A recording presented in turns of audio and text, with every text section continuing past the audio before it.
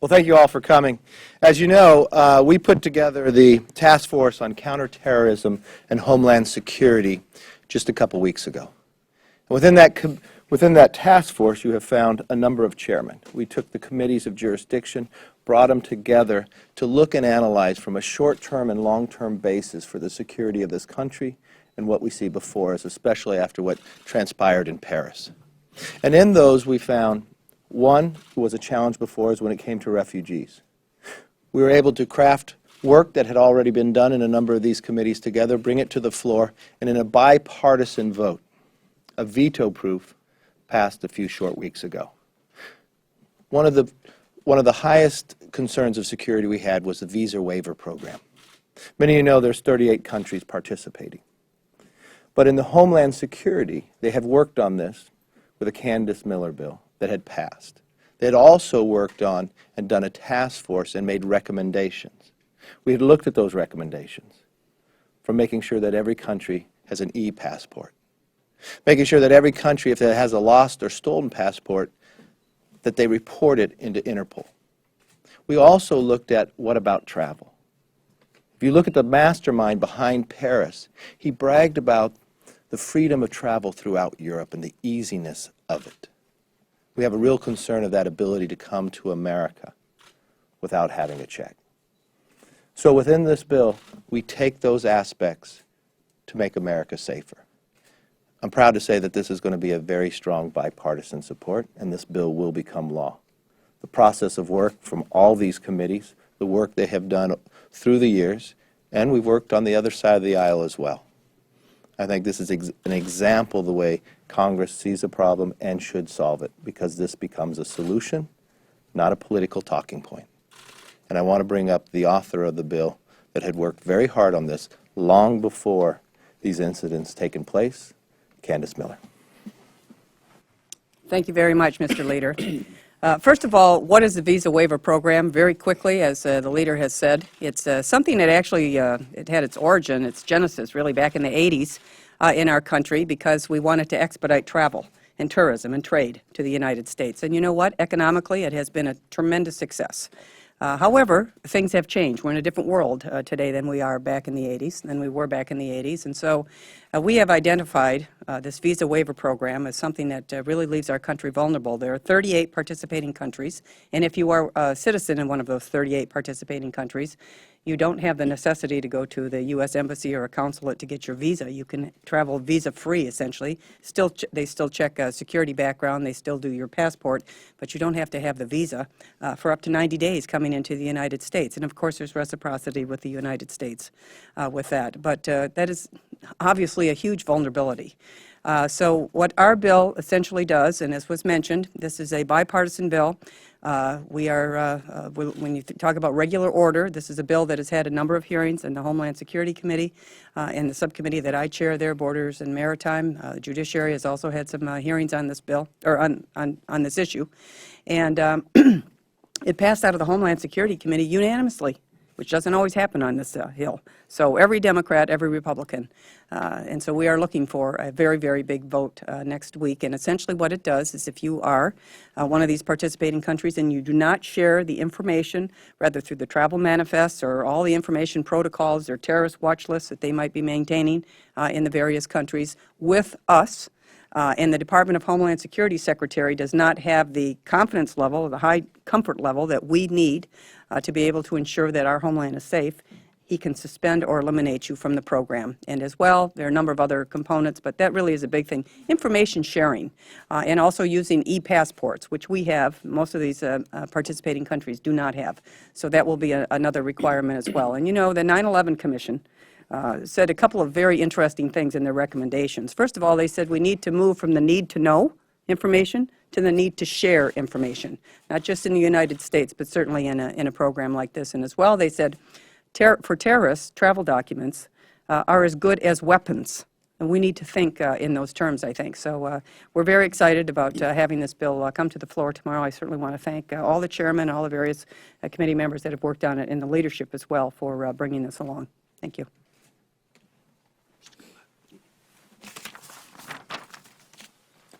Well, I'm Bob Goodlatte, Chairman of the House Judiciary Committee. I want to thank the leader and all of these committee chairmen, and especially Chairman Miller, not in her role as chairman of the administration committee, but as someone who's been an advocate for a long time on this issue, for working together to produce this very important legislation. You know, it's important to understand that the visa waiver program is a very important program, but it's also a privilege. It's a privilege that we bestow on citizens of 38 countries. More than 160 countries do not get to participate in this. And security concerns have been raised because various countries have had various levels of participation in the protocols that are necessary to make a program like this work, making sure you have biometric passports, making sure you're giving Interpol all the information that they need.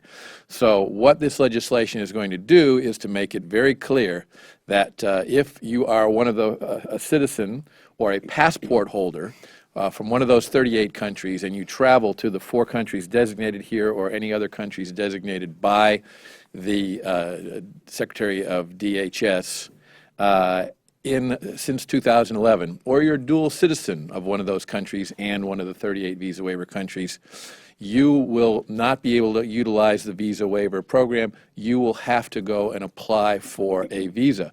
But it's important to understand no one specifically by this bill is barred from entering the United States. It simply adds an additional security precaution of going to get a visa to come to the country rather than bypassing that process, which contains additional scrutiny. This does not solve all of the problems we have with making sure that our borders are secure and that the interior of our country is secure from those who would come in and commit mayhem. There are other provisions that we've taken with the refugee program, but there are many other bills that the Judiciary Committee has worked on, the Homeland Security Committee has worked on, that would address additional concerns regarding the access of people who have terrorist intent to the United States, and we look forward to working together on all of those measures as well. Thank you. Chairman McCaul. Thank you, Leader. I want to thank you for bringing this legislation so quickly to the floor. It's a response in many ways to what happened in Paris. I want to thank Judiciary for working well with us. And I think it's important to state why we need this legislation. When al-Baghdadi was released from prison out of Iraq, what he said was that I'll see you in New York. ISIS has an intent to hit the West. They've openly declared their intent to hit Washington and New York. We came up with a bipartisan foreign fighter task force report with 50 key findings and recommendations and legislative recommendations as well. Visa waiver being one of the top recommendations that we needed to fix. What we found in the report is disturbing. 30,000 foreign fighters from 100 different countries. 5,000 of those foreign fighters have Western passports. So what does that mean? That means 5,000 foreign fighters with Western passports can enter the United States without a visa. And when you look at Paris, several of the Paris attackers carried Western passports. That means that the Paris attackers, the ones that had the Western passports, could have entered the United States without a visa. That's why this legislation is so important. It will strengthen the visa waiver program, not abolish it, but strengthen it to keep terrorists from reaching our shores and entering into our homeland. And as was mentioned, there are specific designated countries, particularly those with terrorist concerns, that you'll be required to get a visa before you enter the United States. You will not receive a waiver. That is the importance. I think that's the immediacy, that's the emergency concern that we have, and that's why we're pushing this be on the floor next Tuesday. And I want to commend the leader for bringing this forward, but also the bipartisan nature that Candice Miller cultivated on the committee to pass it unanimously, but also for this thing to pass in a bipartisan manner on both sides of the aisle of the House, which is why how we should conduct business on matters of national security. Thank you. Chairman of Foreign Affairs, Ed Royce. Thank you. Our main objective here, obviously, is to keep the American people safe. And the challenge that we have, and I recently had the opportunity to speak to a number of authorities in Europe about this problem. The challenge we have is that over 5,000 foreign fighters with passports have traveled to Syria, but then traveled back into Europe. And so the question for the European government, they're frankly in a conundrum here because they don't have the personnel to be able to monitor and follow all of those suspected of terrorism and many of those who have traveled to Syria and traveled back.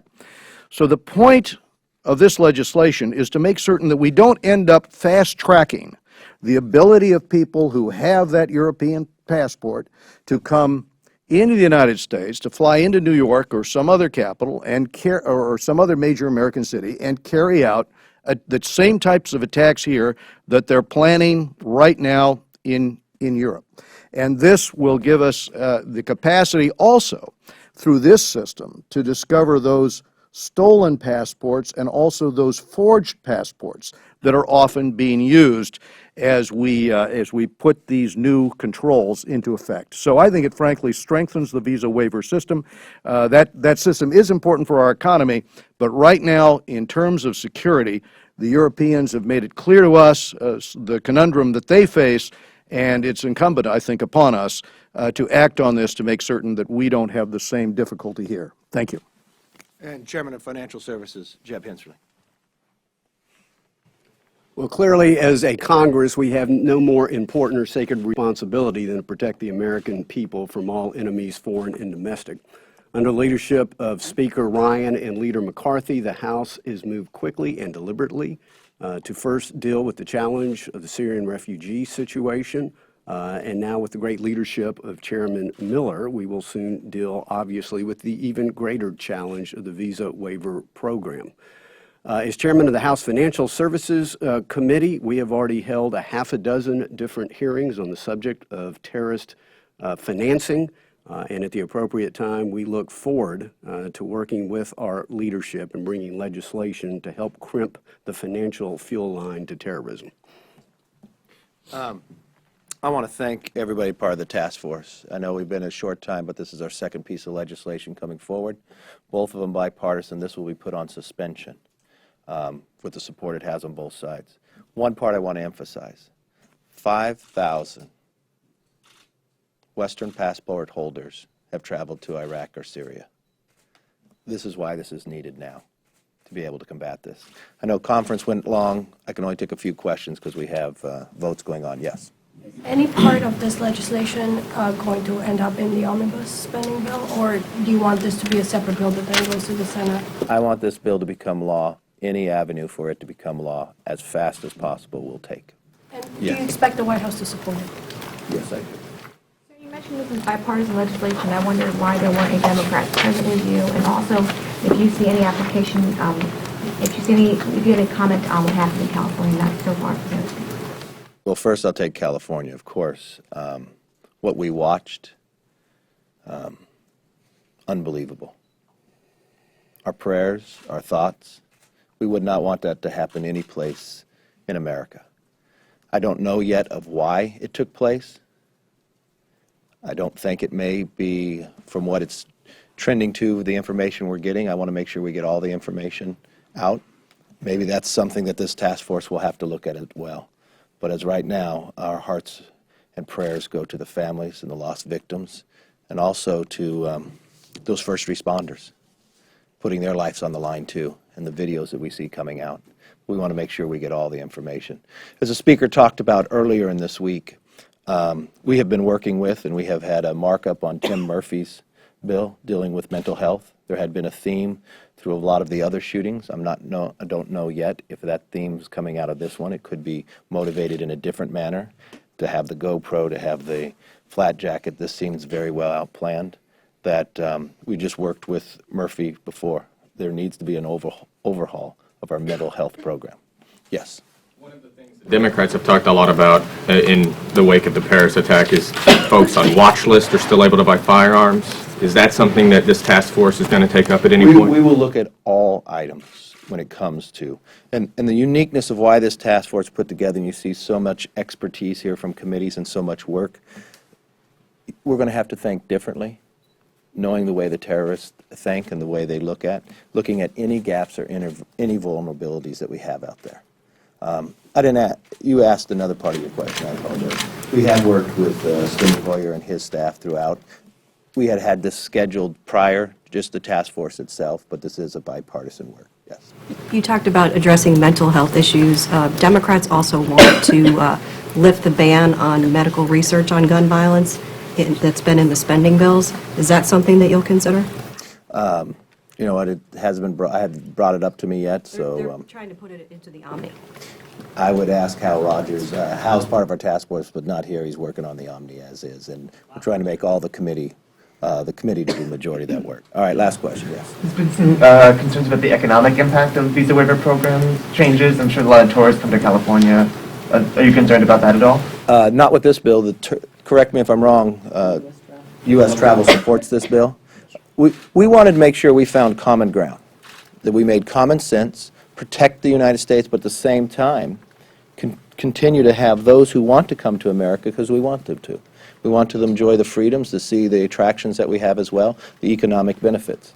What we want to make sure, though, terrorists do not come to the United States. And I think this bill is the first step in the right direction. Thank you all very much. Which are the 4 countries?